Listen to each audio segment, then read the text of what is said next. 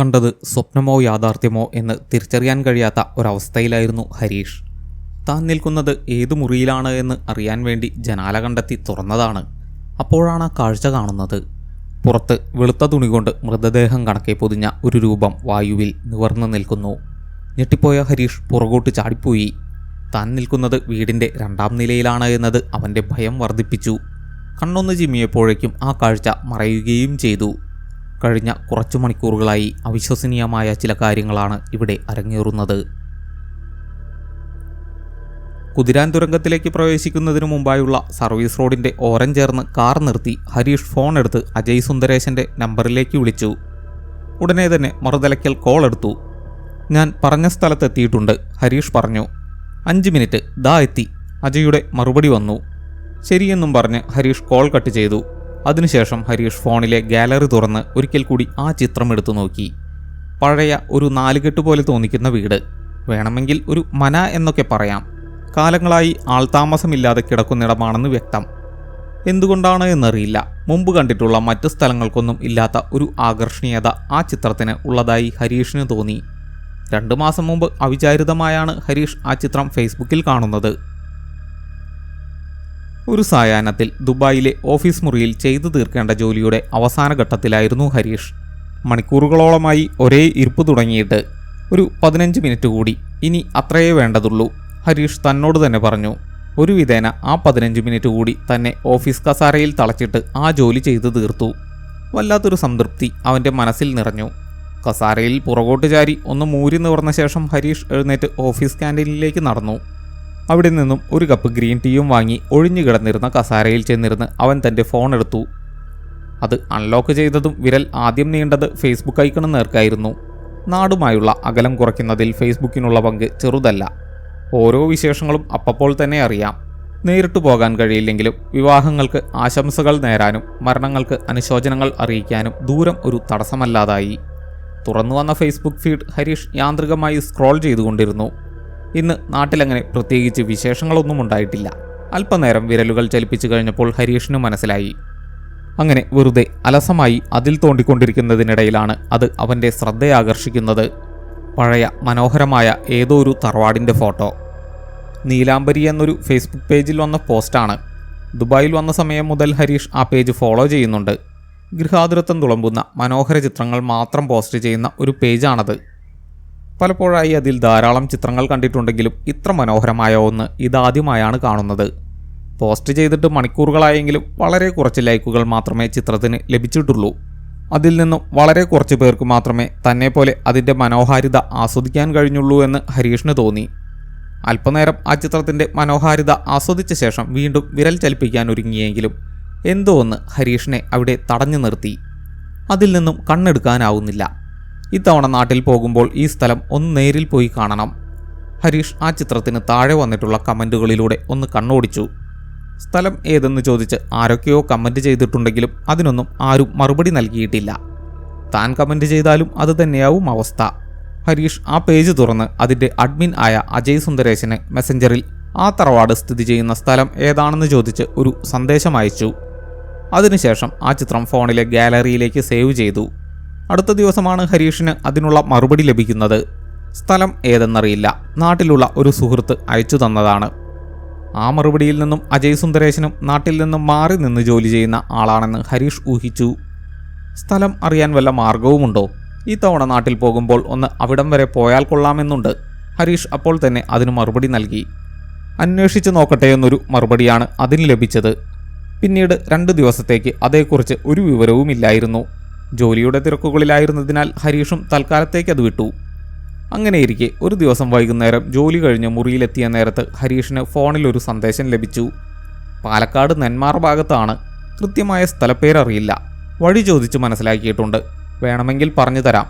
അജയ് സുന്ദരേശൻ്റെ മറുപടി കണ്ട് ഹരീഷിന് സന്തോഷം തോന്നി. ഞാൻ എന്തായാലും അവിടേക്ക് പോകുന്നുണ്ട്, നിങ്ങൾ കൂടി വരുന്നോ? വഴി ചോദിച്ച് മനസ്സിലാക്കി പോകുന്നതിനേക്കാൾ നല്ലത് അതറിയാവുന്നയാൾ കൂടെ ഉണ്ടാവുന്നതാണ് എന്നതുകൊണ്ട് ഹരീഷ് ചോദിച്ചു. ഞാൻ നാട്ടിലില്ല, വിദേശത്താണ്, ഉടനെ മറുപടി ലഭിച്ചു. ഞാനും നാട്ടിലില്ല, ദുബായിലാണ്. 2 മാസം കഴിഞ്ഞ് ഓണത്തിന് നാട്ടിൽ പോകുന്നുണ്ട്. അന്ന് ഈ സ്ഥലം പോയി കാണാമെന്നാണ് കരുതുന്നത്. ഹരീഷ് മറുപടി സന്ദേശം അയച്ചു. ആഹാ, ഞാൻ ഖത്തറിലാണ്. ഓണത്തിന് ഞാനും നാട്ടിൽ പോകുന്നുണ്ട്. നിങ്ങൾ നാട്ടിലെവിടെയാ? അജയ് സുന്ദരേശൻ്റെ മറുപടി വന്നു. ഹരീഷ് അതിനു മറുപടി നൽകി. അങ്ങനെ അവർക്കിടയിൽ സൗഹൃദം നാമ്പിട്ടു. ഇടയ്ക്കെപ്പോഴോ അവർ ഫോൺ നമ്പറുകൾ കൈമാറി. ഗൃഹാതുരത്വം എന്ന പൊതുഘടകം അവരെ തമ്മിൽ കൂടുതൽ അടുപ്പിച്ചു. അങ്ങനെയൊക്കെയായിരുന്നെങ്കിലും ഹരീഷ് ഒരിക്കൽ പോലും അജയ് സുന്ദരേശൻ്റെ മുഖം കണ്ടിരുന്നില്ല. അജയുടെ വാട്സാപ്പ് DP പോലും നീലാംബരി എന്ന ഫേസ്ബുക്ക് പേജിൻ്റെ മുഖചിത്രമായ ഒരു തുളസിത്തറയായിരുന്നു. അയാളുടെ വാട്സാപ്പ് സ്റ്റാറ്റസ് ആ പേജിലിടുന്ന ചിത്രങ്ങളും. അതിനപ്പുറം വ്യക്തിപരമായ കാര്യങ്ങൾ ഒന്നും തന്നെ അജയ് വാട്സാപ്പ് വഴിയോ മറ്റ് സാമൂഹ്യ മാധ്യമങ്ങൾ വഴിയോ പങ്കുവച്ചിരുന്നില്ല. ഹരീഷ് നാട്ടിലെത്തി ഒരാഴ്ച കഴിഞ്ഞാണ് അജയ് ഖത്തറിൽ നിന്നും നാട്ടിലേക്ക് വരുന്നത്. ആ ഒരു സമയം കൊണ്ട് ഹരീഷ് ബന്ധുക്കളുടെ വീടുകൾ സന്ദർശിക്കുകയും സുഹൃത്തുക്കളുടെ കൂടെ യാത്രകൾ പോവുകയും ആഘോഷിക്കുകയും ചെയ്തു. അങ്ങനെ ഇരിക്കുമ്പോഴാണ് താൻ നാട്ടിലെത്തിയെന്നും പറഞ്ഞ് അജയ് സുന്ദരേശൻ്റെ വാട്സാപ്പ് സന്ദേശം ഹരീഷിന് ലഭിക്കുന്നത്. താൻ നാട്ടിലെത്തിയിട്ട് ഒരാഴ്ച കഴിഞ്ഞു എന്ന കാര്യം ഹരീഷ് അപ്പോഴാണ് ഓർക്കുന്നത്. നമ്മൾ സന്തോഷത്തിലായിരിക്കുമ്പോൾ സമയത്തിന് വല്ലാത്ത വേഗതയാണ്, അവൻ ചിന്തിച്ചു. എന്നാണ് സൗകര്യമെന്ന് പറഞ്ഞാൽ മതി, ഞാൻ കാറുമായി വരാം. ഹരീഷ് തനിക്ക് ലഭിച്ച സന്ദേശത്തിന് മറുപടി നൽകി. ഒരാഴ്ച കഴിഞ്ഞു പോകാമെന്ന് മറുപടി ലഭിച്ചു. അങ്ങനെ അതിനായുള്ള കാത്തിരിപ്പായിരുന്നു അടുത്ത ഒരാഴ്ചക്കാലം. സുഹൃത്തുക്കളോടൊപ്പമുള്ള യാത്രകൾ പലതും മദ്യത്തിൻ്റെ അതിപ്രസരത്തിൽ മുങ്ങിപ്പോവുകയാണ് പതിവ്. നാട്ടിൽ വന്നപ്പോഴെല്ലാം അവരോടൊപ്പം ഒരുപാട് സ്ഥലങ്ങളിൽ പോയിട്ടുണ്ടെങ്കിലും ആ സ്ഥലങ്ങളെക്കുറിച്ചുള്ള ഓർമ്മകൾ അധികമൊന്നും മനസ്സിലില്ല. എപ്പോഴും മനസ്സിൽ വരിക അവരോടൊപ്പമുള്ള യാത്രകൾ മാത്രമാണ്. പക്ഷേ ആ യാത്രകൾക്ക് ജീവിതത്തെ വർണ്ണാഭമാക്കുന്നതിൽ വലിയൊരു പങ്കുണ്ട്. എങ്കിലും ഇത്തവണ തികച്ചും വ്യത്യസ്തമായ ഒരു യാത്ര നടത്താമെന്ന് ഹരീഷ് തീരുമാനിച്ചു. യാത്രകൾ ആഘോഷമാക്കുക എന്നതിനേക്കാൾ ഒരു ലക്ഷ്യസ്ഥാനം ഈ യാത്രയ്ക്കുണ്ട്. അങ്ങനെ കാത്തിരിപ്പിനൊടുവിൽ ആ ദിവസം സമാഗതമായി. നാളെ പോകാൻ പറ്റുമോ എന്ന് ചോദിച്ചുള്ള അജയ് സുന്ദരേശൻ്റെ സന്ദേശത്തിന് തീർച്ചയായും എന്ന് പറഞ്ഞ് സന്തോഷത്തോടെ ഹരീഷ് മറുപടി നൽകി. അങ്ങനെ അടുത്ത ദിവസം പുലർച്ചെ തന്നെ ഹരീഷ് കാറിൽ അജയ് പറഞ്ഞ സ്ഥലത്തേക്ക് യാത്ര തിരിച്ചു. സുഹൃത്തുക്കളെ ആരെയെങ്കിലും കൂടെ കൂട്ടിയാലോ എന്ന് ആദ്യം ചിന്തിച്ചെങ്കിലും പിന്നെ തോന്നി വേണ്ടെന്ന്. അവരെല്ലാം നാട്ടിൽ തന്നെയുള്ളവരാണ്. തനിക്കും അജയ്ക്കും അനുഭവപ്പെടുന്ന ഗൃഹാതുരത്വ ബോധം അവർക്കുണ്ടായിക്കൊള്ളണമെന്നില്ല. മാത്രമല്ല അവരെ കൂട്ടിയാൽ ചിലപ്പോൾ ഈ യാത്രയും മദ്യം മുക്കിക്കളഞ്ഞു എന്ന് വരും. അതുകൊണ്ട് ആ യാത്രയിൽ അജയ് അല്ലാതെ മറ്റാരും വേണ്ട എന്ന് ഹരീഷ് തീരുമാനിക്കുകയായിരുന്നു. കാറിൻ്റെ വിൻഡോ ഗ്ലാസിൽ ആരോ മുട്ടി വിളിക്കുന്ന ശബ്ദം കേട്ടാണ് ഹരീഷ് ഫോണിൽ നിന്നും മുഖമുയർത്തുന്നത്. പുറത്ത് തൻ്റെ സമപ്രായക്കാരനായ ഒരു ചെറുപ്പക്കാരൻ നിൽക്കുന്നു. അത് അജയ് സുന്ദരേശനായിരിക്കുമെന്ന് ഹരീഷ് ഊഹിച്ചു. അയാൾ കാറിൻ്റെ വിൻഡോ ഗ്ലാസ് താഴ്ത്തി. അജയ്? നേരിയ സംശയം കലർന്ന ശബ്ദത്തിൽ ഹരീഷ് ചോദിച്ചു. അതേ എന്ന അർത്ഥത്തിൽ ആ ചെറുപ്പക്കാരൻ പുഞ്ചിരിച്ചുകൊണ്ട് തലയാട്ടി. ഹരീഷ് ഉടനെ തന്നെ കാറിൻ്റെ ഡോർ അൺലോക്ക് ചെയ്തു. അജയ് ഡോർ തുറന്ന് കാറിനകത്തേക്ക് കയറി. അവർ തമ്മിൽ ഹസ്തദാനം ചെയ്തു. ആദ്യമായാണ് നേരിൽ കാണുന്നതെങ്കിലും കഴിഞ്ഞ ഏതാനും മാസങ്ങളായി ഫോൺ വഴി സൗഹൃദം രൂപപ്പെട്ടിരുന്നതുകൊണ്ട് അവർക്കിടയിൽ അപരിചിതത്വത്തിൻ്റെ നേർത്ത ലാജ്ഞ പോലും ഉണ്ടായിരുന്നില്ല. അങ്ങനെ അവർ ആ യാത്ര ആരംഭിച്ചു. ഏതാനും ദൂരം മുന്നോട്ട് സഞ്ചരിച്ച ശേഷം ഹരീഷ് കാർ നാഷണൽ ഹൈവേയിലേക്ക് കയറ്റി. കുറേ നേരം അവർ ഓരോ നാട്ടുവിശേഷങ്ങൾ പങ്കുവെച്ചുകൊണ്ടിരുന്നു. മനോഹരമായ റോഡിലൂടെ ഹരീഷ് കാർ തരക്കേടില്ലാത്ത വേഗതയിൽ ഓടിച്ചുകൊണ്ടിരിക്കുന്നതിനിടയിലാണ് അവർ ഒരു കണ്ടെയ്നർ ലോറിയുടെ പിന്നിൽപ്പെടുന്നത്. ലോറിയാണെങ്കിൽ ഇഴഞ്ഞാണ് നീങ്ങുന്നത്. അതിനെ മറികടക്കാനായി ഹരീഷിന് നിയമാനുസൃതമായ വേഗപരിധിയെ ലംഘിക്കേണ്ടതായി വന്നു. ലോറിയെ മറികടക്കുന്ന നേരം ഹൈവേയിൽ സ്ഥാപിച്ചിട്ടുള്ള AI ക്യാമറ ഫ്ലാഷ് ചെയ്തു. നാട്ടിലും വിദേശത്തുള്ളതിന് സമാനമായ ട്രാഫിക് പരിഷ്കാരങ്ങൾ വന്ന കാര്യം അപ്പോഴാണ് ഹരീഷ് ഓർത്തത്. പിന്നീട് അങ്ങോട്ടുള്ള യാത്രയിൽ അതായിരുന്നു അവർ തമ്മിലുള്ള ചർച്ചാ വിഷയം. ഏറെ ദൂരം യാത്ര ചെയ്ത ശേഷം അജയ് ഹൈവേയിൽ നിന്നും ഡൈവേർഷൻ എടുക്കാൻ ആവശ്യപ്പെട്ടു. അതനുസരിച്ച് ഹരീഷ് കാർ അജയ് പറഞ്ഞ ഭാഗത്തേക്ക് തിരിച്ചു. അത്രയും നേരം സഞ്ചരിച്ച ഹൈവേയിൽ നിന്നും വ്യത്യസ്തമായി ഒരു ചെറിയ റോഡായിരുന്നു അത്. ആ റോഡിലൂടെ ഏതാണ്ട് 1/2 കിലോമീറ്റർ യാത്ര ചെയ്തു കഴിഞ്ഞപ്പോൾ ഹരീഷിന് വിശപ്പ് അനുഭവപ്പെടാൻ തുടങ്ങി. അക്കാര്യം അവൻ അജയോട് പറഞ്ഞു. താൻ വീട്ടിൽ നിന്നും ഇറങ്ങുന്നതിന് മുന്നേ ഭക്ഷണം കഴിച്ചതാണെന്നും ഇനി ഒന്നും വേണ്ടെന്നും അജയ് മറുപടി പറഞ്ഞു. അതുകൊണ്ട് ഹരീഷ് കാർ കുറച്ച് മുന്നിലായി കണ്ട ചെറിയൊരു ഹോട്ടലിൻ്റെ മുന്നിൽ നിർത്തി. ചെറുതായി എന്തെങ്കിലും കഴിക്കാമെന്ന് പറഞ്ഞ് ഹരീഷ് അജയെ ഹോട്ടലിലേക്ക് വിളിച്ചെങ്കിലും ഒന്നും വേണ്ടെന്ന് പറഞ്ഞ് അജയ് കാറിൽ തന്നെ ഇരുന്നു. വിശപ്പ് കഠിനമായി തുടങ്ങിയിരുന്നതുകൊണ്ട് പിന്നെ അജയെ നിർബന്ധിക്കാൻ നിൽക്കാതെ ഹരീഷ് തനിച്ച് ആ ഹോട്ടലിലേക്ക് പോയി. ഭക്ഷണം കഴിച്ചു കഴിഞ്ഞ് ലക്ഷ്യസ്ഥാനത്തെത്തിയ ശേഷം കഴിക്കാനായി ഹരീഷ് ഏതാനും എണ്ണപ്പലഹാരങ്ങളും വാങ്ങി. അതിനുശേഷം അവർ വീണ്ടും യാത്ര തുടർന്നു. ഹൈവേയിൽ നിന്നും തിരിഞ്ഞതിന് ശേഷവും വണ്ടി ഓടിച്ചിരുന്നത് ഹരീഷ് ആയിരുന്നെങ്കിലും ആ യാത്ര മുഴുവൻ നിയന്ത്രിച്ചിരുന്നത് അജയ് ആയിരുന്നു. അതുകൊണ്ട് തന്നെ ഹരീഷിൻ്റെ ഡ്രൈവിംഗ് യാന്ത്രികവുമായിരുന്നു. അജയ് പറഞ്ഞിരുന്നത് ആ സ്ഥലം നെന്മാറ ഭാഗത്താണെന്നാണ്. പക്ഷേ നെന്മാറ പിന്നിട്ടിട്ട് ഇപ്പോൾ 10-12 കിലോമീറ്ററായി. ഹരീഷ് യാന്ത്രികതയിൽ നിന്നും മുക്തനായ ഒരു നിമിഷത്തിൽ ചിന്തിച്ചു. അല്ല, ആ സ്ഥലം നെന്മാറ ഭാഗത്താണെന്നല്ലേ പറഞ്ഞിരുന്നത്? ഹരീഷ് സംശയത്തോട് ചോദിച്ചു. അത് ഞാൻ ഹരീഷിന് ഒരു ഏകദേശ ധാരണ കിട്ടാൻ വേണ്ടി പറഞ്ഞതാണ്. സത്യത്തിൽ നെന്മാറയിൽ നിന്നും 30 കിലോമീറ്ററോളം അകലെയാണ് ആ തറവാട്, അജയ് പറഞ്ഞു. അത് ശരിയാണ്. പാലക്കാടുള്ള എത്ര സ്ഥലങ്ങൾ തനിക്കറിയാം? നെന്മാറ വേല പ്രസിദ്ധമാണ്, അതുകൊണ്ട് ആ സ്ഥലം കേട്ടിട്ടുണ്ട്. അതല്ലാതെ ആ തറവാട് സ്ഥിതി ചെയ്യുന്ന കൃത്യസ്ഥലം പറഞ്ഞാൽ മനസ്സിലായിക്കൊള്ളണമെന്നില്ല. അവിടുന്ന് പിന്നെയും അജയുടെ നിർദ്ദേശങ്ങൾക്കനുസരിച്ച് ഹരീഷ് കാർ ഓടിച്ചുകൊണ്ടിരുന്നു. നെന്മാറയിൽ നിന്നും 30 കിലോമീറ്ററോളം പിന്നിട്ട് കഴിഞ്ഞപ്പോൾ അജയ് അതുവരെ സഞ്ചരിച്ചിരുന്ന റോഡിൽ നിന്നും മറ്റൊരു റോഡ് ചൂണ്ടിക്കാണിച്ച് അതിലേക്ക് കയറാൻ പറഞ്ഞു. അതൊരു വീതി കുറഞ്ഞ ഇടുങ്ങിയ റോഡായിരുന്നു. എതിർദിശയിൽ നിന്നും ഒരു ബൈക്ക് വന്നാൽ പോലും സൈഡ് കൊടുക്കാൻ പറ്റില്ല. ഹരീഷ് വളരെ ശ്രദ്ധയോടെ കാർ ആ റോഡിലേക്ക് തിരിച്ചു. മുന്നോട്ട് പോകുന്തോറും റോഡിൻ്റെ വീതി കുറഞ്ഞു വന്നു. ഇരുവശങ്ങളിലും വളർന്നു നിൽക്കുന്ന പുല്ലുകളും മരങ്ങളുടെ ചില്ലകളും കാറിൽ ഉരസാൻ തുടങ്ങി. ആ റോഡിലൂടെ 1 കിലോമീറ്ററോളം പോയ ശേഷം അജയുടെ നിർദ്ദേശപ്രകാരം ഹരീഷ് കാർ പുല്ലുകൾ വളർന്നു നിൽക്കുന്ന ഒരു പറമ്പിലേക്ക് ഒതുക്കി നിർത്തി. ഇനി മുന്നോട്ട് കാർ പോകില്ലെന്നും നടക്കേണ്ടി വരുമെന്നും അജയ് പറഞ്ഞു. കാറിൽ നിന്നും ഇറങ്ങിയ ശേഷം ഹരീഷ് ആ സ്ഥലം ആകെ മൊത്തത്തിലൊന്ന് നോക്കി. മുളങ്കാടുകൾ ധാരാളമുള്ള പ്രദേശം. കാറ്റ് വീശുമ്പോൾ മുളകൾ തമ്മിൽ ഉരസി അവ ഒടിഞ്ഞു വീഴുന്നതിന് സമാനമായ ശബ്ദം കേൾക്കുന്നുണ്ടായിരുന്നു. കാർ മാറ്റിയിടണോ എന്ന് ഹരീഷ് ആലോചിച്ചെങ്കിലും കുഴപ്പമൊന്നുമില്ല, വെറുതെ ശബ്ദം മാത്രമേ ഉള്ളൂ, അവ ഒടിയുകയൊന്നുമില്ല എന്ന് പറഞ്ഞ് അജയ് ഹരീഷിനെ സമാധാനിപ്പിച്ചു. ആ പറമ്പിൽ നിന്നും റോഡിലേക്ക് കയറിയ ശേഷം അവർ മുന്നോട്ട് നടന്നു. കുറച്ചുകൂടി പോയി കഴിഞ്ഞപ്പോഴാണ് എന്തുകൊണ്ടാണ് അജയ് കാർ അവിടെ പാർക്ക് ചെയ്യാൻ പറഞ്ഞത് എന്ന കാര്യം ഹരീഷിന് മനസ്സിലായത്. മുന്നോട്ട് പോകുന്തോറും ആരും അവിടേക്ക് വരാറില്ല എന്നതിൻ്റെ സൂചനയായി പുല്ലുകൾ റോഡിലേക്ക് വളർന്ന് കഷ്ടിച്ച് ഒരാൾക്ക് മാത്രം നടന്നു പോകാൻ പാകത്തിന് കാട് പിടിച്ചു നിന്നിരുന്നു. മുന്നിൽ നടക്കുന്ന അജയെ ഹരീഷ് അനുഗമിച്ചുകൊണ്ടിരുന്നു. അരമണിക്കൂർ നേരം ആ റോഡിലൂടെ നടന്ന് അവർ ഒരു തൂക്കുപാലത്തിനടുത്തെത്തി. ആ പാലത്തിനടിയിലൂടെ ഒരു ചെറിയ അരുവി ഒഴുകുന്നുണ്ടായിരുന്നു. പാലമാണെങ്കിൽ കാലങ്ങളായി അറ്റകുറ്റപ്പണികൾ ചെയ്യാത്തതുമൂലം തുരുമ്പിച്ച് ഏത് നിമിഷവും പൊളിഞ്ഞു വീഴാൻ പാകത്തിനുള്ളതായിരുന്നു. ഈ പാലത്തിനപ്പുറമാണ്. പാലത്തിൻ്റെ അവസ്ഥ കണ്ട് പകച്ചു നിൽക്കുകയായിരുന്ന ഹരീഷിനോട് അജയ് പറഞ്ഞു. ഹരീഷിന് എന്തെങ്കിലും പറയാൻ കഴിയും മുമ്പേ അജയ് ആ പാലത്തിലേക്ക് നടന്നു കഴിഞ്ഞിരുന്നു. അജയ് ഓരോ ചൂടുവയ്ക്കുമ്പോഴും പാലം വല്ലാതെ ഇളകി ശബ്ദമുണ്ടാക്കിക്കൊണ്ടിരുന്നു. പാലത്തിലേക്ക് കയറാൻ മടിച്ചു നിന്ന ഹരീഷിനെ അജയ് നിർബന്ധിച്ച് വിളിച്ച് കയറ്റി. അജയ്ക്ക് പുറകെ വളരെ ശ്രദ്ധയോടെ ഹരീഷ് ചുവടുവെച്ചുകൊണ്ടിരുന്നു. പാലം കിടക്കുന്നതുവരെ അത് തകർന്ന് തങ്ങൾ രണ്ടും അരുവിയിലേക്ക് വീഴുമോ എന്ന് ഹരീഷ് ഭയന്നു. ഒടുവിൽ അപ്പുറം എത്തിക്കഴിഞ്ഞപ്പോഴാണ് ഹരീഷിൻ്റെ ശ്വാസം നേരെ വീണത്. ഇനിയും കുറയുണ്ടോ? നടന്നു മടുത്തതുകൊണ്ട് ഹരീഷ് ചോദിച്ചു. ആ കാണുന്ന കുന്നിൻ്റെ അപ്പുറമാണ്, അജയ് മുന്നിലേക്ക് കൈ ചൂണ്ടിക്കൊണ്ട് പറഞ്ഞു. ഹരീഷ് അവിടേക്ക് നോക്കി. അത്രയൊന്നും ഉയരമില്ലാത്ത ഒരു കുന്ന് അവിടെയുണ്ടായിരുന്നു. കുറേ കാലമായിട്ട് അധികം ദൂരം നടന്ന് ശീലമില്ലാത്തതുകൊണ്ട് ഹരീഷിൻ്റെ കാലുകൾ വേദനിക്കുന്നുണ്ടായിരുന്നു. അതുകൊണ്ട് കുറച്ചു നേരം വിശ്രമിച്ച ശേഷം നടക്കാമെന്ന് ഹരീഷ് പറഞ്ഞു. അതനുസരിച്ച് അവർ അടുത്തു കണ്ട ഒരു കരിങ്കൽ പാറയിലിരുന്നു. കുറച്ചു നേരം വിശ്രമിച്ചു കഴിഞ്ഞപ്പോൾ കാലിലെ വേദന ശമിച്ചു. അവർ പിന്നെയും നടത്തം തുടർന്നു. പുല്ലുകൾ വളർന്ന് കരിയിലകൾ വീണ് കിടക്കുന്ന ഒറ്റയടിപ്പാതയിലൂടെ നടന്ന് ഒടുവിൽ അവർ അവിടെയെത്തി. തനിക്ക് പുറകെ താഴേക്കും നോക്കി നടക്കുകയായിരുന്ന ഹരീഷിനെ തോണ്ടി വിളിച്ച് അജയ് മുന്നിലേക്ക് വിരൽ ചൂണ്ടി. ഹരീഷിൻ്റെ നോട്ടം അജയുടെ വിരലിനെ പിന്തുടർന്ന് ആ തറവാട്ടിൽ ചെന്ന് പതിച്ചു. ഒരു നിമിഷത്തേക്ക് ഹരീഷിൻ്റെ ഹൃദയം മിടിക്കാൻ മറന്നു. അവൻ വാ തുറന്ന് ആ തറവാട് നോക്കി നിന്നു. ഏതാനും ആഴ്ചകളായി ഫോണിലെ കൊച്ചു സ്ക്രീനിൽ മാത്രം കണ്ടാസ്വദിച്ച ആ മനോഹര ദൃശ്യം അതിൻ്റെ പൂർണ്ണതയിൽ തൻ്റെ മുന്നിൽ സാധ്യമായിരിക്കുന്നു. താൻ സ്വപ്നം കാണുകയാണോ എന്ന് ഒരു നിമിഷത്തേക്ക് ഹരീഷ് സംശയിച്ചു. മനോഹരമെന്നൊക്കെ പറഞ്ഞാൽ കുറഞ്ഞു പോകും.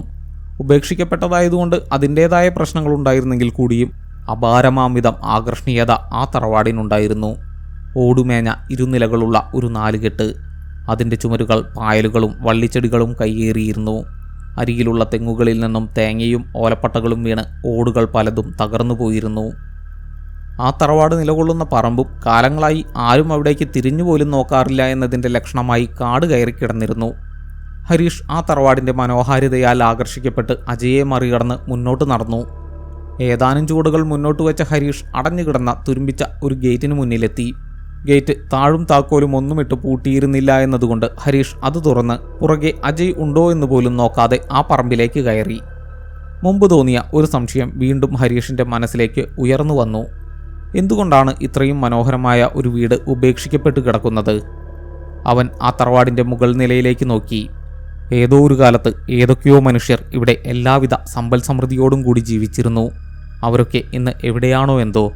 ഇങ്ങനെ ഒരു തറവാടുള്ള കാര്യം തന്നെ അവർക്ക് ഓർമ്മ കാണുമോ? കാണുമായിരുന്നെങ്കിൽ ഇതിങ്ങനെ കാടുപിടിച്ച് നശിക്കില്ലായിരുന്നു, ഹരീഷ് ചിന്തിച്ചു. വാ, ചുറ്റും നടന്ന് കാണാം. അജയ് സുന്ദരേശൻ്റെ ശബ്ദമാണ് ഹരീഷിനെ ചിന്തകളിൽ നിന്നും ഉണർത്തിയത്. തന്നെപ്പോലെ തന്നെ ആ പടുകൂറ്റൻ നിർമ്മിതിയുടെ മനോഹാരിതയും ആസ്വദിച്ച് നടക്കുന്ന അജയുടെ പുറകെ ഹരീഷ് ചെന്നു. പറമ്പിൻ്റെ ചുറ്റുപാടുകളും കാട് പിടിച്ചു കിടന്നിരുന്നതുകൊണ്ട് വളരെ ശ്രദ്ധിച്ചാണ് അവർ നടന്നത്. ഏതാണ്ട് 2 ഏക്കറിനടുത്ത് വരുന്ന പറമ്പിലാണ് ആ തറവാട് കുടികൊള്ളുന്നത്. അതിൻ്റെ 4 ഭാഗവും നടന്നു കണ്ട ശേഷം അവർ വീണ്ടും അതിൻ്റെ മുൻഭാഗത്തെത്തി. എത്രയൊക്കെ കണ്ടിട്ടും മതി വരാത്തതുപോലെ ഹരീഷ് കണ്ണെടുക്കാതെ ആ തറവാടും നോക്കി നിന്നു. ഇനി ഒരിക്കലും ഇവിടേക്ക് വന്നെന്ന് പോലും വരില്ല. ഈ ഓർമ്മ ഒരിക്കലും മായാതെ എക്കാലവും മനസ്സിലുണ്ടാവണം, ഹരീഷിന് തോന്നി. നമുക്കൊന്നകത്ത് കയറി നോക്കിയാലോ? ആ തോന്നലിൽ ഹരീഷ് അജയോട് ചോദിച്ചു. അതിനെന്താ, വാ എന്നും പറഞ്ഞ് അജയ് നേരെ മുന്നോട്ട് നടന്നു. ഹരീഷ് ആനന്ദത്തോടെ അജയുടെ പുറകെ ചുവടുവെച്ചു. വരാന്തയിൽ കെട്ടിനിന്നിരുന്ന മാറാല ഒരു ചെറിയ വടി കൊണ്ട് തൂത്തുകളഞ്ഞ് ഹരീഷ് അടഞ്ഞു കിടന്നിരുന്ന വാതിലിന് മുന്നിലെത്തി. വാതിൽ പൂട്ടിയിട്ടിരിക്കുകയാണ് എന്ന് തോന്നിച്ചെങ്കിലും അത് തുറക്കാൻ അജയുടെ ഒരു തള്ളൽ മതിയായിരുന്നു. 2 പാളികളുള്ള വാതിലിൻ്റെ ഒരു പാളി അജയുടെ ശക്തിയായ തള്ളലിൻ്റെ ഫലമായി ഞരക്കത്തോടെ ഉള്ളിലേക്ക് തുറക്കപ്പെട്ടു. അത് തുറന്നപ്പോൾ വാതിലിൻ്റെ മുകളിൽ കെട്ടിക്കിടന്നിരുന്ന പൊടിപടലങ്ങൾ നിലത്തേക്ക് വീണ് അവിടമാകെ പടർന്നു. ഹരീഷ് കർച്ചീഫ് എടുത്ത് വായും മൂക്കും മറച്ചെങ്കിലും അതിനു മുന്നേ പൊടിപടലങ്ങൾ അവൻ്റെ മൂക്കിലേക്ക് പ്രവേശിച്ചു കഴിഞ്ഞിരുന്നു. അതിൻ്റെ ഫലമായി ഹരീഷ് കുറച്ചു നേരത്തേക്ക് നിർത്താതെ തുമ്മിക്കൊണ്ടിരുന്നു. ഹരീഷ് തുമ്മിക്കൊണ്ടിരിക്കുന്ന നേരത്ത് അജയ് ആ തറവാടിനകത്തേക്ക് കയറി. തുമ്മൽ ശമിച്ചപ്പോൾ ഹരീഷിൻ്റെ കണ്ണിൽ നിന്നും മൂക്കിൽ നിന്നുമെല്ലാം വെള്ളം ഒഴുകുന്നുണ്ടായിരുന്നു. അത് കർച്ചീഫ് കൊണ്ട് തുടച്ചു കളഞ്ഞ ശേഷം ഹരീഷ് അജയ്ക്ക് പുറകെ ആ വാതിൽ പിന്നിട്ട് തറവാടിൻ്റെ ഉള്ളിലേക്ക് കയറി. അപ്പോഴാണ് അതിൻ്റെ ഉൾവശം എത്രമാത്രം ഇരുട്ട് നിറഞ്ഞതാണെന്ന് ഹരീഷ് തിരിച്ചറിയുന്നത്. ആദ്യം അവൻ കരുതിയത് അത് പെട്ടെന്ന് നല്ല വെളിച്ചത്തിൽ നിന്നും അത്രയൊന്നും വെളിച്ചമില്ലാത്ത ഒരു സ്ഥലത്തേക്ക് കയറിയതുകൊണ്ട് തനിക്ക് തോന്നുന്നതായിരിക്കുമെന്നാണ്. പക്ഷെ കുറച്ചു നേരം കഴിഞ്ഞിട്ടും ഒന്നും തന്നെ കാണാൻ സാധിക്കാതെ വന്നപ്പോഴാണ് ആ ഇരുട്ടിനെ അവൻ മനസ്സുകൊണ്ട് അംഗീകരിക്കുന്നത്. ഹരീഷ് പോക്കറ്റിൽ നിന്നും ഫോൺ എടുത്ത് ഫ്ലാഷ് ഓൺ ചെയ്തു. മുന്നിൽ അജയ് ഉണ്ടായിരിക്കുമെന്നവൻ പ്രതീക്ഷിച്ചെങ്കിലും അജയെ അവിടെയെങ്ങും കണ്ടില്ല. പെട്ടെന്ന് കുറച്ചപ്പുറത്തായി എന്തോ അനക്കം കേട്ട് ചെറുതായി ഞെട്ടിപ്പോയ ഹരീഷ് ഫ്ലാഷ് അവിടേക്ക് നീട്ടി. നോക്കിയപ്പോൾ അജയ് അടഞ്ഞു കിടന്നിരുന്ന ഒരു മുറിയുടെ വാതിൽ തുറന്ന് അതിനകത്തേക്ക് കയറിപ്പോകുന്നതാണ് കണ്ടത്. ഹരീഷ് ആശ്വാസത്തോടെ അവിടേക്ക് ചെന്നു. ആ മുറിയുടെ വാതിൽ നിന്നും വീണ പൊടിപടലങ്ങൾ അവിടമാകെ പടരുന്നത് ഹരീഷ് ഫ്ലാഷിൻ്റെ വെളിച്ചത്തിൽ വ്യക്തമായി കണ്ടു. തൊട്ടുമുമ്പ് സംഭവിച്ചത് ആവർത്തിക്കാതിരിക്കാൻ അവൻ വേഗം ഫോൺ ഷർട്ടിൻ്റെ പോക്കറ്റിലിട്ട ശേഷം കർച്ചീഫ് എടുത്ത് വായും മൂക്കും മറയ്ക്കുന്ന വിധത്തിൽ ഒരു മാസ്ക് പോലെ കെട്ടിവെച്ചു. ആസക്തിയോടെ തന്നിലേക്ക് പാഞ്ഞെടുക്കുന്ന പൊടിപടലങ്ങളോട് പ്രതിരോധം തീർത്ത് ഹരീഷ് ഫോൺ കയ്യിലെടുത്ത് അജയ് കയറിയ മുറി ലക്ഷ്യമാക്കി നടന്നു. ഓടുകൾ പലതും തകർന്നു വീണുപോയിട്ടും പകൽ സമയത്ത് ഒരു തരി വെളിച്ചം പോലും അതിനകത്തേക്ക് കടക്കാത്തത് ഹരീഷിനെ അതിശയിപ്പിച്ചു. ജനാലകൾ എല്ലാം തന്നെ അടഞ്ഞു കിടക്കുകയാണ്. ഇവിടെ എന്തെടുക്കുകയാ? ഹരീഷ് അജയ് കയറിയ മുറിയിലേക്ക് കയറിക്കൊണ്ട് ചോദിച്ചു. മറുപടി വന്നില്ല. അജയ് വേറെ വല്ല മുറിയിലേക്കും കയറി കാണുമോ എന്ന് ഹരീഷിന് തോന്നി. പക്ഷേ അവൻ താൻ കയറിയ വാതിൽ വഴി പുറത്തേക്ക് വന്നിട്ടില്ല. ഒരുപക്ഷെ ഈ മുറിയിൽ വേറെ വാതിലുകൾ കാണുമായിരിക്കും. ഹരീഷ് ഫോൺ മുറിക്കുള്ളിൽ വീശിത്തെളിച്ച് നോക്കി. എന്നാൽ അങ്ങനെ ഒരു വാതിലും അവൻ്റെ ശ്രദ്ധയിൽപ്പെട്ടില്ല. അതോടെ ഹരീഷിന് പരിഭ്രമം തോന്നാൻ തുടങ്ങി. അജയ് എവിടെയാ? അവൻ അല്പം ഉറക്കെ വിളിച്ചു നോക്കി. അതിനും മറുപടി വന്നില്ല. മുറിയിൽ വേറെ വാതിലുകളുണ്ടോ എന്ന് ഹരീഷ് ഒരിക്കൽ കൂടി നോക്കി. ഇല്ല, ഉറപ്പാണ്. പക്ഷേ ഈ അജയ് എവിടെ പോയി? ഇനി എന്തെങ്കിലും തമാശ ഒപ്പിക്കാനായി എവിടെയെങ്കിലും ഒളിച്ചിരിപ്പുണ്ടോ? പക്ഷെ താൻ അറിഞ്ഞിടത്തോളം അത്തരമൊരു പ്രകൃതമല്ല അജയുടേത്. എങ്കിലും ഹരീഷ് ആ മുറിയുടെ മുക്കും മൂലയും സൂക്ഷ്മമായി പരിശോധിച്ചു. അപ്പോഴാണ് ഞെട്ടിക്കുന്ന മറ്റൊരു കാര്യം ഹരീഷ് കണ്ടത്. താൻ മുറിയിലേക്ക് കയറി വന്നതിൻ്റെയും മുറിയിലൂടെ നടന്നതിൻ്റെയും കാൽപ്പാടുകൾ നിലത്ത് തളം കെട്ടിക്കിടക്കുന്ന പൊടിയിൽ വ്യക്തമായി പതിഞ്ഞിട്ടുണ്ട്.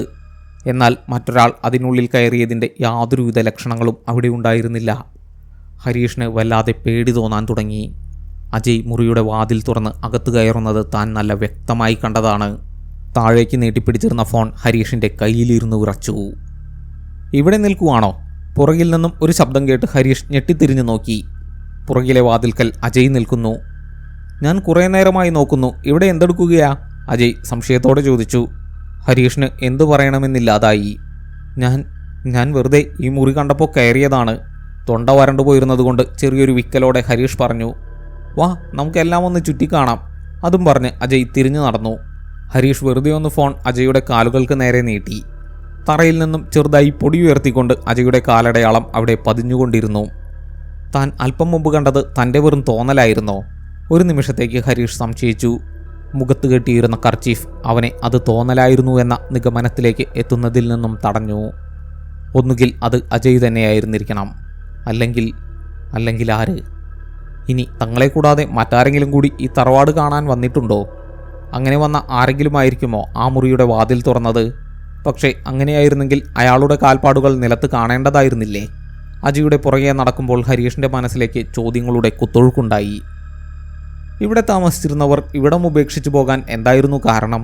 ഹരീഷ് ഉള്ളിൽ തോന്നിയ സംശയം അജയോട് ചോദിച്ചു. അതോ കഴിഞ്ഞ തലമുറയിലെ ആളുകൾ ഇവിടെ എന്തൊക്കെയോ മായക്കാഴ്ചകൾ കാണാൻ തുടങ്ങി. അതൊരു ശല്യമായി തുടങ്ങിയപ്പോൾ അവർ ഇവിടം ഉപേക്ഷിക്കുകയായിരുന്നു, അജയ് നിസാരമട്ടിൽ പറഞ്ഞു. അത് കേട്ട് ഹരീഷ് പെട്ടെന്ന് നടത്തം നിർത്തി. എന്തുതരം മായക്കാഴ്ചകൾ? ഹരീഷ് വീണ്ടും സംശയമുതിർത്തു. ദാ ഇതുപോലെ. അതും പറഞ്ഞ് അജയ് തിരിഞ്ഞ് വികൃതമായൊരു ചിരിയും ചിരിച്ച് ഹരീഷിന് നേർക്ക് നോക്കി. ഹരീഷ് നോക്കി നിൽക്കെ അജയ് വീടിനുള്ളിൽ പാറിപ്പറന്ന് നടക്കുന്ന പൊടിപടലങ്ങൾക്കിടയിലേക്ക് അലിഞ്ഞില്ലാതായി. ആ കാഴ്ച കണ്ട് ഞെട്ടി പുറകോട്ട് ചാടിയ ഹരീഷ് ആരുടെയോ ദേഹത്ത് ചെന്നിടിച്ചു. അതവൻ്റെ ഭയം പിന്നെയും വർദ്ധിക്കുന്നതിന് കാരണമായി. ആ ഹരീഷ്, എവിടെയായിരുന്നു? ഞാൻ കുറേ നേരമായി നോക്കുന്നു. പുറകിൽ നിന്നും അജയുടെ ശബ്ദം കേട്ട് ഹരീഷ് തിരിഞ്ഞു നോക്കി. താൻ വന്നിടിച്ചത് അജയുടെ ദേഹത്താണ് എന്ന് തിരിച്ചറിഞ്ഞപ്പോൾ ഹരീഷ് അവിടെ നിന്നു വിറച്ചു. എന്താ ഇങ്ങനെ വിറയ്ക്കുന്നത്? ഹരീഷിൻ്റെ കയ്യിലെ ഫോൺ പോലും വിറയ്ക്കുന്നത് കണ്ട് അജയ് ചോദിച്ചു. പക്ഷേ അതിന് മറുപടി പറയാൻ ഹരീഷിനായില്ല. തൊണ്ട വറ്റുവരണ്ടുപോയ ഹരീഷ് നിന്നു വിറച്ചുകൊണ്ട് ഫോൺ താഴേക്ക് നീട്ടി. ഇത്ര നേരം തൻ്റെ മുന്നിലൂടെ നടന്നിരുന്ന അജയുടെ കാൽപ്പാടുകൾ നിലത്തു നിന്നും അപ്രത്യക്ഷമായിരിക്കുന്നു. പകരം ഇപ്പോൾ മുന്നിൽ നിൽക്കുന്ന അജയുടെ കാൽപ്പാടുകൾ അവിടെ കാണാനുമുണ്ട്. അതുകൊണ്ട് മുന്നിൽ കാണുന്നത് മിഥ്യയല്ല എന്ന് എങ്ങനെ വിശ്വസിക്കും? എത്രയും വേഗം ഇതിനകത്തു നിന്നും പുറത്തു കടക്കണം. ആ ഒരു ചിന്തയാൽ തൻ്റെ മുന്നിൽ നിൽക്കുന്ന അജയെ ഒന്ന് ഗൗനിക്കുക പോലും ചെയ്യാതെ ഹരീഷ് അകത്തേക്ക് കടന്ന വാതിൽ ലക്ഷ്യമാക്കി നടന്നു. എവിടേക്കാ പോകുന്നേ? പുറകിൽ നിന്നും അജയ് വിളിച്ചു ചോദിച്ചെങ്കിലും ഹരീഷ് ഒന്നും മിണ്ടാതെ മുന്നോട്ട് നടന്നു. ആ വാതിലുണ്ടായിരുന്ന ഭാഗത്തെത്തി നോക്കിയ ഹരീഷ് പകച്ചുപോയി. വാതിൽ അവിടെ കാണുന്നില്ല. പകരം മുന്നിൽ വെറും ചുമർ മാത്രം. ഈ ഭാഗത്തുകൂടെ തന്നെയാണ് താനും അജയും ഇതിനകത്ത് കയറിയത്. അതോ അതും ഒരു മിഥ്യയായിരുന്നോ? ഹരീഷ് ആ ചുമരിനോട് ചേർന്ന് മുന്നോട്ട് നടന്ന് വാതിലുണ്ടായിരുന്നു എന്ന് തോന്നിയ ഭാഗത്ത് തന്നെ എത്തിയിട്ടും പുറത്തേക്കുള്ള ഒരു വാതിൽ പോലും ഹരീഷിന് കാണാൻ കഴിഞ്ഞില്ല. ഹരീഷ് എന്താണ് ചെയ്യുന്നതെന്ന് മനസ്സിലാവാത്ത ഭാവത്തിൽ അജയ് അവനരികിലേക്ക് ചെന്നു. വാതിലിനായി പരതുന്ന ഹരീഷിൻ്റെ കണ്ണുകൾ അത് കണ്ടില്ല. അജയ് തൊട്ടടുത്തെത്തി തോളിൽ തട്ടി വിളിച്ചപ്പോഴാണ് ഹരീഷ് അജയെ കാണുന്നത്. അജയെ കണ്ട് ഹരീഷ് ഞെട്ടി പുറകോട്ട് ചാടി. എന്തുപറ്റി? ഹരീഷിൻ്റെ ഭയം കണ്ട് പകച്ചുപോയ അജയ് ചോദിച്ചു. പോകണം, ഇവിടെ നിന്നും പോകണം. ഭയത്താൽ ശ്വാസമെടുക്കാൻ ബുദ്ധിമുട്ടിക്കൊണ്ട് ഹരീഷ് പറഞ്ഞു. ഇത്ര പെട്ടെന്നോ? നമ്മളിപ്പോൾ വന്നല്ലേ ഉള്ളൂ. ഇതിൻ്റെ ഉൾവശം മുഴുവനും കണ്ടിട്ട് കൂടിയില്ല. വാ, എല്ലായിടവും ഒന്ന് കണ്ടിട്ട് വരാം. അതും പറഞ്ഞ് അജയ് ആ ഇടനാഴിയുടെ അരികിലായി ഉണ്ടായിരുന്ന കുത്തനെയുള്ള മരഗോവണിക്കരികിലേക്ക് നടന്നു. വേണ്ട, തിരിച്ചു പോകാം. ഇവിടം ശരിയല്ല. തൻ്റെ മുന്നിലുള്ളത് യഥാർത്ഥ അജയ് തന്നെയാണ് എന്ന് തോന്നിയ ഹരീഷ് പറഞ്ഞു. അത് കേട്ട് അജയ് തിരിഞ്ഞ് സംശയത്തോടെ ഹരീഷിനെ നോക്കി. എന്താ ഉണ്ടായത്? അജയ് ചോദിച്ചു. ഹരീഷ് വരണ്ടുപോയ തൊണ്ട ഉമിനീർ ഇറക്കി നനച്ചുകൊണ്ട് തനിക്ക് തറവാടിനകത്ത് കയറിയ ശേഷം ഉണ്ടായ അനുഭവങ്ങൾ മുഴുവൻ അജയോട് പറഞ്ഞു. ഹരീഷ് മദ്യപിച്ചിട്ടുണ്ടോ? അത് കേട്ട് അജയ് ചോദിച്ചു. എന്താ? അത്തരമൊരു പ്രതികരണമായിരുന്നില്ല പ്രതീക്ഷിച്ചിരുന്നത് എന്നതുകൊണ്ട് ഹരീഷ് ചോദിച്ചു. അല്ല, ഇവിടേക്ക് വരുമ്പോൾ മുതൽ ഞാൻ ഹരീഷിൻ്റെ പെരുമാറ്റത്തിൽ ചില അസ്വാഭാവികതകൾ ശ്രദ്ധിക്കുന്നുണ്ട്. അതുകൊണ്ട് ചോദിച്ചതാണ്, അജയ് പറഞ്ഞു. അസ്വാഭാവികതയോ? എന്താ സ്വാഭാവികത? ഹരീഷ് ഇടറുന്ന ശബ്ദത്തിൽ ചോദിച്ചു. അത് വിട്, വാ നമുക്ക് ചുറ്റും കണ്ടിട്ട് വരാം. അതും പറഞ്ഞ് അജയ് തിരിഞ്ഞു നടക്കാൻ ഒരുങ്ങിയെങ്കിലും എന്തായിരുന്നു തൻ്റെ പെരുമാറ്റത്തിലെ അസ്വാഭാവികതകൾ എന്നറിയണമെന്ന് ഹരീഷ് നിർബന്ധം പിടിച്ചു. ഇപ്പോൾ സമയം എത്രയായി കാണും? അജയ് ചോദിച്ചു. ഒരു 11 മണി. അതിലെന്താണ് ഇത്ര കാര്യമെന്ന മട്ടിൽ ഹരീഷ് പറഞ്ഞു. രാത്രിയോ പകലോ? അജയ് വീണ്ടും ചോദിച്ചു. പകൽ. അതിൽ സംശയിക്കാൻ എന്തിരിക്കുന്നു എന്ന ഭാവത്തിൽ ഹരീഷ് പറഞ്ഞു. അതാ ഞാൻ പറഞ്ഞത്, ഹരീഷിൻ്റെ പെരുമാറ്റത്തിൽ ചില അസ്വാഭാവികതകളുണ്ടെന്ന്. തൻ്റെ സംശയം ശരിയായിരുന്നു എന്ന് ഉറപ്പിക്കുന്ന രീതിയിൽ അജയ് പറഞ്ഞു. ഹരീഷിന് ഒന്നും മനസ്സിലായില്ല. ആ ഫോണിലൊന്ന് സമയം നോക്കിക്കേ. ഹരീഷിൻ്റെ മുഖം കണ്ട് അജയ് ഹരീഷ് നീട്ടിപ്പിടിച്ചിരുന്ന ഫോണിലേക്ക് നോക്കി. ഹരീഷ് ഫോണിൻ്റെ ഡിസ്പ്ലേ ഓൺ ചെയ്തു. അതിൽ കാണിച്ചുകൊണ്ടിരുന്ന സമയം കണ്ട് ഹരീഷ് ശരിക്കും ഞെട്ടിപ്പോയി. രാത്രി 11 മണി. ഇല്ല, ഇതൊരിക്കലും ശരിയാവാൻ വഴിയില്ല. തങ്ങളിവിടേക്ക് വന്നിട്ട് 12 മണിക്കൂറായെന്നോ? നമ്മളെപ്പോഴാണ് നേരിൽ കണ്ടതെന്ന് വല്ല ഓർമ്മയുമുണ്ടോ? ഹരീഷിൻ്റെ ഞെട്ടൽ കണ്ട് അജയ് ചോദിച്ചു. രാവിലെയാണെന്നറിയാമായിരുന്നെങ്കിലും ഹരീഷ് അതിന് മറുപടി പറയാതെ ഫോണിലെ കോൾ ലിസ്റ്റ് എടുത്തു നോക്കി. അതിൽ അജയുടെ നമ്പറിലേക്ക് വിളിച്ചിരിക്കുന്ന സമയം വൈകുന്നേരം 4 മണിയാണ്. ഒരു നിമിഷം ഹരീഷ് താൻ വീട്ടിൽ നിന്നും ഇറങ്ങിയതു മുതലുള്ള കാര്യങ്ങൾ ക്രമത്തിൽ ഓർത്തെടുക്കാൻ ശ്രമിച്ചു. എന്നാൽ എവിടെയോ എന്തോ പിശകുള്ളതുപോലെ ഒന്നും തന്നെ വ്യക്തമായി ഹരീഷിൻ്റെ ഓർമ്മയിൽ തെളിഞ്ഞില്ല. തനിക്ക് എന്ത് തകരാറാണ് സംഭവിച്ചത്? ഇനി അജയ് സൂചിപ്പിച്ചതുപോലെ ഇടയ്ക്കെപ്പോഴെങ്കിലും താൻ മദ്യപിക്കുകയോ മറ്റോ ചെയ്തിരുന്നോ? ഇല്ല, ഉറപ്പാണ്.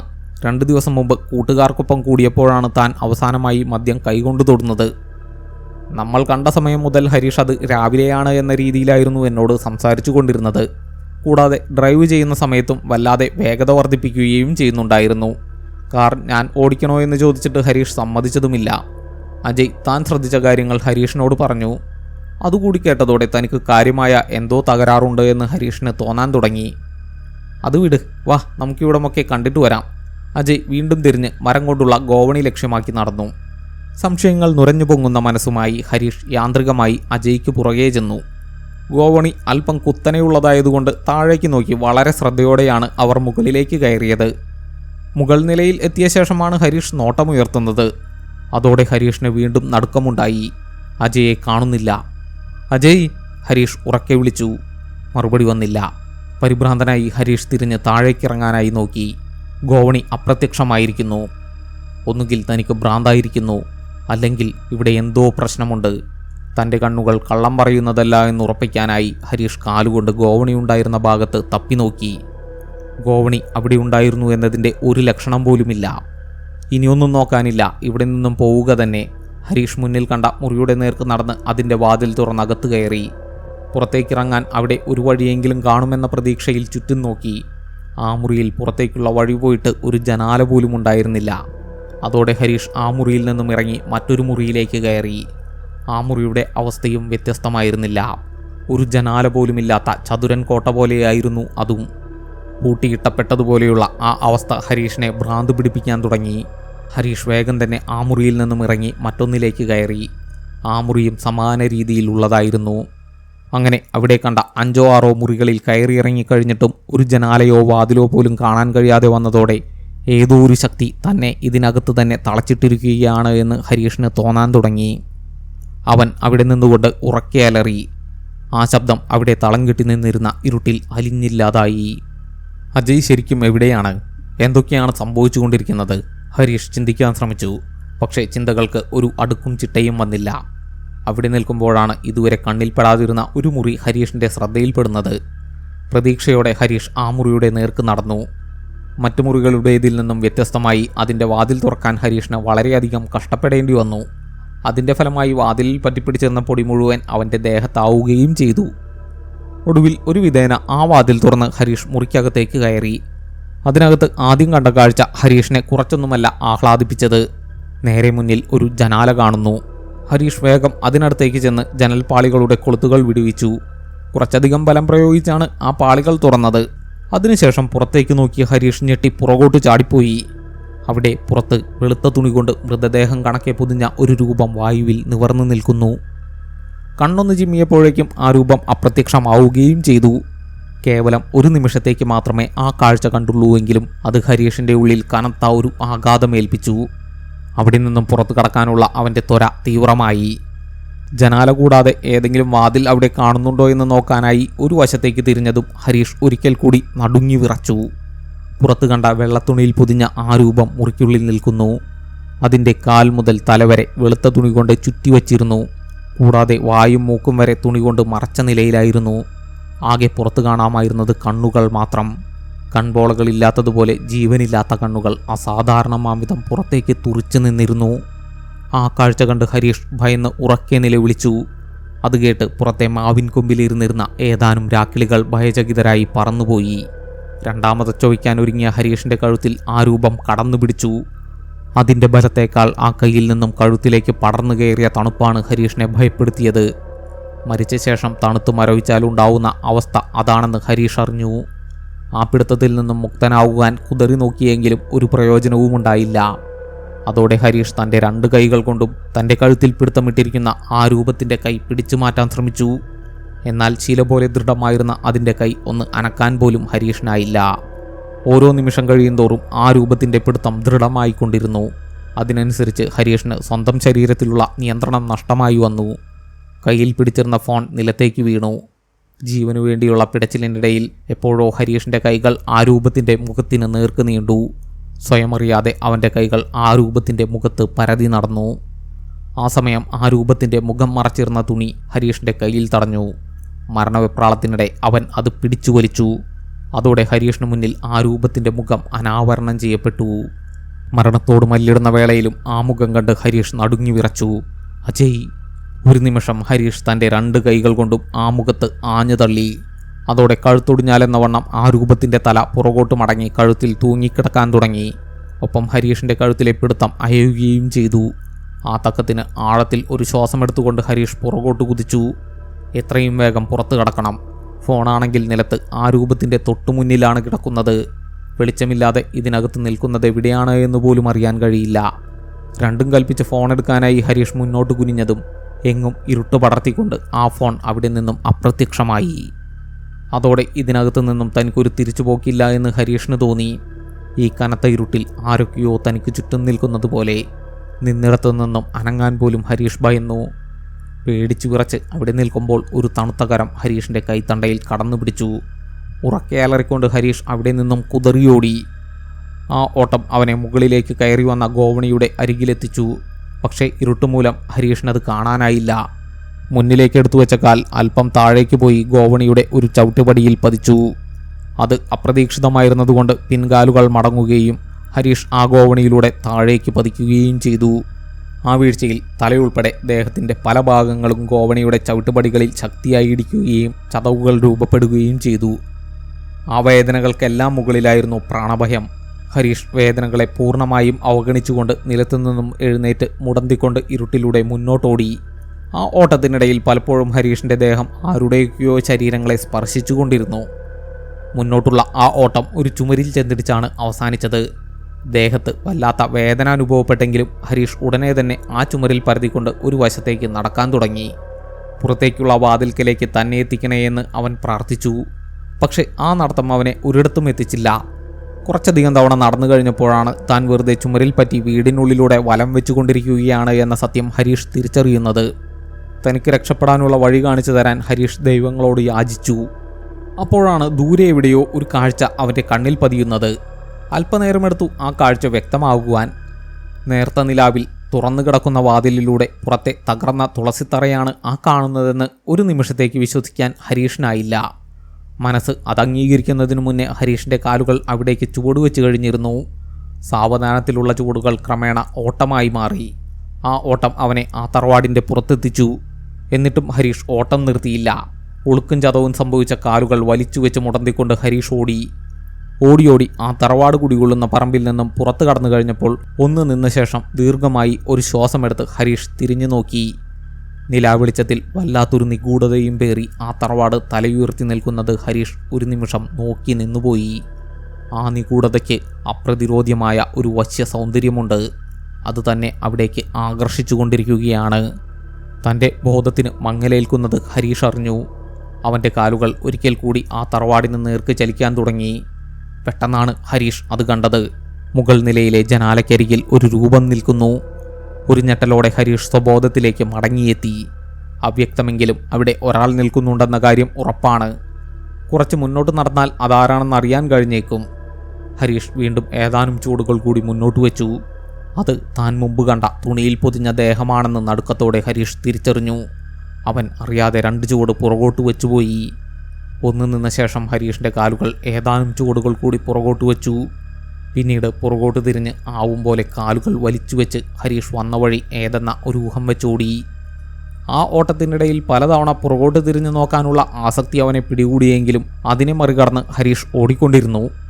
ഒടുവിൽ ആ ഓട്ടം അവനെ പഴയ തൂക്കുപാലത്തിനടുത്തെത്തിച്ചു. ആ പാലവും കടന്ന് ഹരീഷ് വീണ്ടും ഓടി. കാർ കണ്ടെത്തണം, വീട്ടിലേക്ക് മടങ്ങണം. ആ ഒരു ചിന്ത മനസ്സിലേക്ക് വന്ന നിമിഷത്തിൽ ഹരീഷ് കാറിൻ്റെ താക്കോൽ തപ്പി നോക്കി. ഇറുകിയ ജീൻസിൻ്റെ പോക്കറ്റിൽ കിടന്നിരുന്ന താക്കോൽ പുറത്തെടുത്ത് ഓട്ടത്തിനിടയിൽ ഹരീഷ് കാറിൻ്റെ ഡോർ തുറക്കാനുള്ള ബട്ടണമർത്തി. ദൂരെ എവിടെയോ കാറിൽ നിന്നും ഉയർന്ന ബീപ്പ് ശബ്ദം ഹരീഷിൻ്റെ കാതുകളിൽ പതിച്ചു. ദിശ തെറ്റാതിരിക്കാൻ ഹരീഷ് ഇടവിട്ട് താക്കോലിലെ ബട്ടണുകൾ അമർത്തിക്കൊണ്ടിരുന്നു. കുറേ ദൂരം ഓടിക്കഴിഞ്ഞപ്പോൾ കാറിൽ നിന്നും ഉയരുന്ന മഞ്ഞ വെളിച്ചം കാണാറായി. ഹരീഷ് വേഗം അവിടേക്ക് ഓടി കാറിനടുത്തെത്തി. ഒട്ടും സമയം കളയാതെ ഡോർ തുറന്ന് കാറിൽ കയറി അത് സ്റ്റാർട്ട് ചെയ്ത് ആ പറമ്പിൽ തന്നെ ഇട്ട് വണ്ടി വളച്ച ശേഷം ഇടുങ്ങിയ റോഡിലേക്ക് കയറ്റി ഹരീഷ് യാത്ര ആരംഭിച്ചു. AC-യുടെ കുളിർമയിൽ അല്പനേരം ഇരുന്ന് കഴിഞ്ഞപ്പോൾ അവൻ്റെ മനസ്സ് ശാന്തമാകുവാൻ തുടങ്ങി. തൻ്റെ കൂടെ വന്ന അജയ്ക്ക് എന്ത് സംഭവിച്ചു? അവൻ എവിടെ പോയി? താൻ കണ്ടതുപോലെയുള്ള മായക്കാഴ്ചകൾ അവനും കണ്ടു കാണുമോ? അടുത്തുള്ള പോലീസ് സ്റ്റേഷനിൽ പോയി വിവരമറിയിക്കാം. ആ ഒരു ചിന്തയാൽ ഹരീഷ് കാർ ഓടിച്ചുകൊണ്ടിരുന്നു. മനസ്സിൽ മുഴുവൻ ചിന്തകളായിരുന്നതിനാൽ അവൻ്റെ ഡ്രൈവിംഗ് ഏതാണ്ട് പൂർണ്ണമായും യാന്ത്രികമായിരുന്നു. കിലോമീറ്ററുകളോളം യാത്ര ചെയ്തതോ കാർ ഹൈവേയിലേക്ക് കയറിയതോ ഒന്നും ഹരീഷ് അറിഞ്ഞില്ല. മുന്നിൽ നിന്നും ഒരു വാഹനം ഹോൺ മുഴക്കിക്കൊണ്ട് ചീറിപ്പാഞ്ഞു വരുന്നത് കണ്ടപ്പോഴാണ് താൻ റോങ് സൈഡിലൂടെയാണ് കാർ ഓടിച്ചുകൊണ്ടിരിക്കുന്നത് എന്ന കാര്യം ഹരീഷ് തിരിച്ചറിയുന്നത്. അവൻ ധൃതിയിൽ കാർ ഇടതുവശത്തേക്ക് വെട്ടിച്ചു മാറ്റാൻ ശ്രമിച്ചെങ്കിലും അതിന് സാധിക്കും മുന്നേ എതിർദിശയിൽ നിന്നും വന്ന ലോറി അവൻ്റെ കാറിനെ ഇടിച്ചു തെറിപ്പിച്ചു കഴിഞ്ഞിരുന്നു. ബോധം തെളിയുമ്പോൾ ഹരീഷ് ആശുപത്രി കിടക്കയിലായിരുന്നു. അവനരികിൽ പരിഭ്രമം നിറഞ്ഞ മുഖങ്ങളുമായി ബന്ധുമിത്രാദികളും ഉണ്ടായിരുന്നു. അവരുമായുള്ള സംസാരത്തിനിടയിലാണ് തനിക്ക് അപകടം സംഭവിച്ചിട്ട് 1.5 ദിവസത്തോളമായി എന്ന കാര്യം ഹരീഷ് മനസ്സിലാക്കുന്നത്. പരിക്കുകൾ ഗുരുതരമല്ലാതിരുന്നതുകൊണ്ട് ഒരാഴ്ചയ്ക്ക് ശേഷം ഹരീഷിന് ആശുപത്രി വിടാൻ കഴിഞ്ഞു. അതിനിടെ അപകടത്തെക്കുറിച്ച് അന്വേഷണം നടത്താൻ വന്ന പോലീസുകാരോട് ഹരീഷ് അജയുടെ കാര്യം പറയുകയും ചെയ്തു. വീട്ടിലെത്തിയ ശേഷമാണ് തൻ്റെ ഫോൺ നഷ്ടമായ കാര്യം ഹരീഷ് ഓർക്കുന്നത്. ഒരു സുഹൃത്തിൻ്റെ സഹായത്തോടെ ഹരീഷ് നാട്ടിലുള്ള മൊബൈൽ കടയിൽ ചെന്ന് പുതിയ ഫോൺ വാങ്ങുകയും ഡ്യൂപ്ലിക്കേറ്റ് സിം എടുക്കാൻ വേണ്ട കാര്യങ്ങൾ ചെയ്യുകയും ചെയ്തു. ഒപ്പം തൽക്കാലത്തെ ആവശ്യത്തിന് ഒരു പുതിയ സിം കാർഡ് എടുക്കുകയും ചെയ്തു. വീട്ടിൽ തിരികെ എത്തിയ ഹരീഷിനെ കാത്ത് മേശപ്പുറത്ത് ഒരു ലെറ്റർ കിടപ്പുണ്ടായിരുന്നു. ഹരീഷ് അതെടുത്തു നോക്കി. അമിത വേഗതയിൽ സഞ്ചരിച്ചതിന് പിഴയിട്ടുകൊണ്ടുള്ള MVDയുടെ നോട്ടീസായിരുന്നു അത്. അതിൽ കൊടുത്തിരുന്ന ചിത്രത്തിലേക്ക് ഹരീഷ് നോക്കി. അവൻ്റെ കണ്ണുകൾ ഭയത്താൽ വികസിച്ചു. ചിത്രത്തിൽ കാറിനുള്ളിൽ ഡ്രൈവർ സീറ്റിലിരിക്കുന്ന തന്നെ നല്ല വ്യക്തമായി കാണാം. പക്ഷേ കോ ഡ്രൈവർ സീറ്റ് ശൂന്യമാണ്. ഹരീഷ് ഒരിക്കൽ കൂടി സൂക്ഷിച്ചു നോക്കി. ഇല്ല, ആ സീറ്റിൽ ആരും തന്നെയില്ല. ആ ലെറ്റർ ഹരീഷിൻ്റെ കയ്യിലിരുന്ന് വിറച്ചു. ഹരീഷ് അതിൽ കൊടുത്തിരുന്ന സമയം നോക്കി. രാവിലെ 9:30. അപ്പോൾ തനിക്ക് സമയത്തിൻ്റെ കാര്യത്തിൽ തെറ്റുപറ്റിയിട്ടില്ല. പിന്നെ എവിടെ എന്ത് തകരാറാണ് സംഭവിച്ചത്? അതും ചിന്തിച്ച് നിൽക്കുമ്പോൾ പെട്ടെന്ന് ഹരീഷിൻ്റെ ഫോൺ ശബ്ദിച്ചു. ഞെട്ടിപ്പോയ ഹരീഷ് ഫോൺ എടുത്തു നോക്കി. പുതിയ സിമ്മാണ്. ആർക്കും തന്നെ ഇതിൻ്റെ നമ്പർ അറിയില്ല. വല്ല റോങ് നമ്പറുമായിരിക്കുമെന്ന് കരുതി ഹരീഷ് കോൾ അറ്റൻഡ് ചെയ്തു. മറുതലയ്ക്കൽ നിന്നും പരിചയമുള്ള ഒരു ശബ്ദം മുഴങ്ങി. ഹലോ ഹരീഷ്, എന്നെ ഉപേക്ഷിച്ചു പോയി അല്ലേ? ഭയന്നുപോയ ഹരീഷ് ഫോൺ ചെവിയിൽ നിന്നും മാറ്റി അതിൽ തെളിഞ്ഞ നമ്പറിലേക്ക് നോക്കി. ഇത്രയും കാലം താൻ ഉപയോഗിച്ച തൻ്റെ അതേ ഫോൺ നമ്പർ. നീ എന്നെ ഉപേക്ഷിച്ചു പോയാലും ഞാൻ നിന്നെ തേടി വരിക തന്നെ ചെയ്യും. അട്ടഹാസത്തോടൊപ്പം അജയുടെ ശബ്ദം ഫോണിലൂടെ മുഴങ്ങി കേട്ടുകൊണ്ടിരുന്നു.